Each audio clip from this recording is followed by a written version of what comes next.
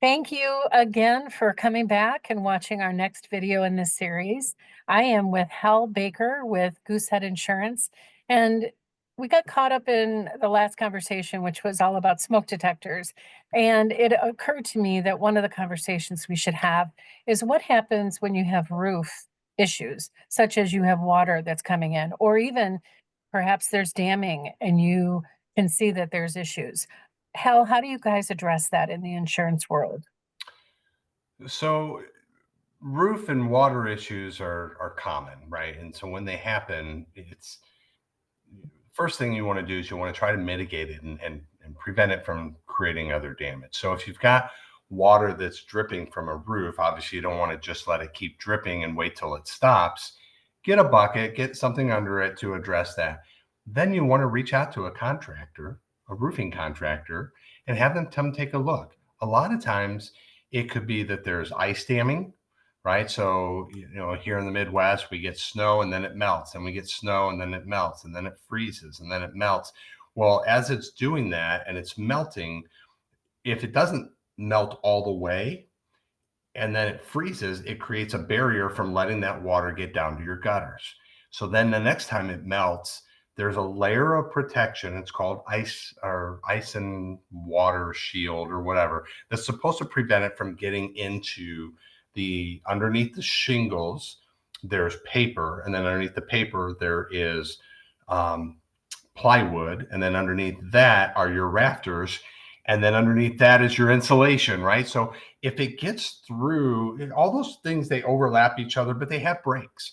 So water finds its way, right? And so if it finds one of those cracks and it gets into your home, and then it starts dripping, and then it runs down a rafter and it starts dripping. I had a situation where we had like a little pin leak up by a chimney, and it literally, we have a two-story house, it was dripping in the middle of the ceiling on the first floor. And you're like, there's no plumbing here, where is this coming from? So, as a homeowner, you don't know. And what are you gonna, you can't see between the walls, you can't see up in the ceiling. So you call a contractor. These are people that uh, you know that's their job, is to kind of uncover where it is and then figure it out. So the first thing, from a people who call their insurance agent and say, hey, what do I do? First thing you have to do is kind of figure out where it's coming from, and then we can find out if it's covered by insurance. So until we know where it's coming from and what the cause of the water is, we don't know if it's covered or not. So for step one, get a bucket, collect the water, make sure it's not now creating a second hazard, and creating floor damage in another room. Let's just capture it first, and then we'll reach out to a contractor, get them out there as quickly as we can so that we can assess what's the problem and how do we fix it. So, as a realtor, one of the things that I always see, and I look, it's not like a passive idea, is when I see somebody's home, I'm looking at the gutters and I'm noticing, do those gutters, how old are they? First off, are they old, or have they been updated? Even updated gutters can have debris that builds up, whether you have trees around you or it's just the natural, wind that's blown stuff into your gutters.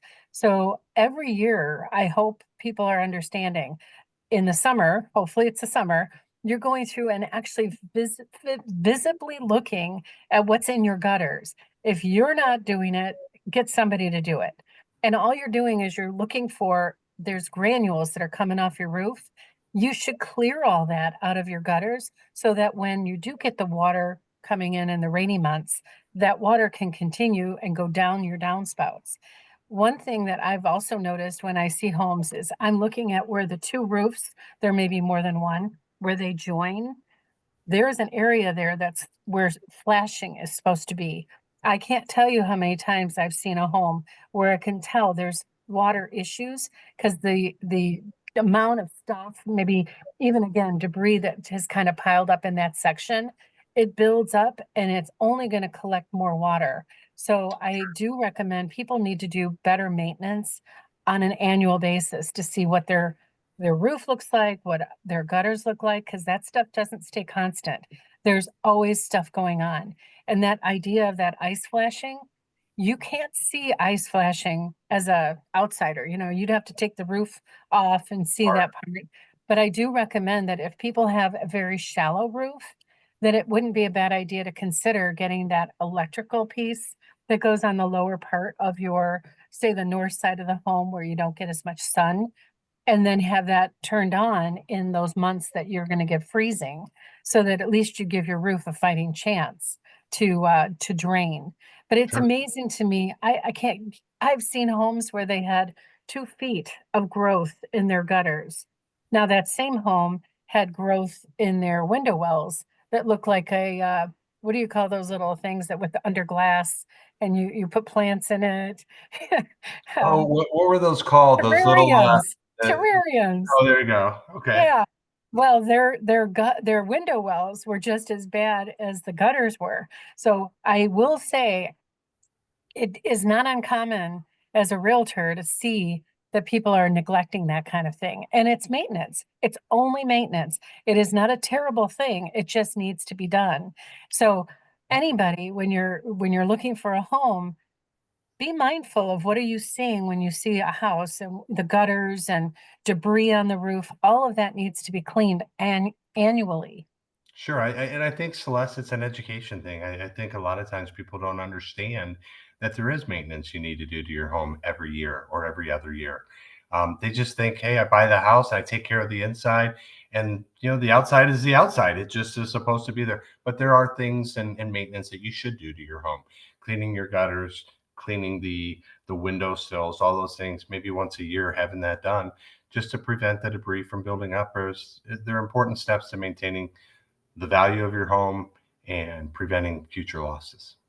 One of the most recent ones, I don't want to keep this going unless I love this topic because I feel like, again, it's an education for people who are watching, is do not assume that your caulk around your windows will last forever. It doesn't.